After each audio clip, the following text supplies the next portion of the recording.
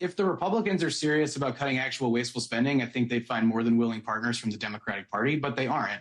There's multiple estimates now that DOGE has actually cost the federal government more money than it saved, and they've dramatically overestimated the amount of money that they have saved in the first place. So it's become this sort of messy situation where they're playing Washington politics. And you asked your original question about the budget.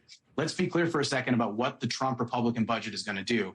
They are trying to make massive cuts to critical government programs that people rely on, like Medicaid, in order to pay for tax cuts on the wealthy. The Republican budget is actually going to dramatically increase the deficit over the next 10 years. So they're not doing anything to actually save the American people taxpayer dollars, and they certainly aren't doing anything to put money back in people's pockets. What they're trying to do is make a very small group of very wealthy individuals, corrupt billionaires, many of whom serve in Donald Trump's cabinet, even richer than they already are. So we're having a redistribution of the wealth where they're taking money away from the people who need it the most and giving it to a handful of very wealthy people.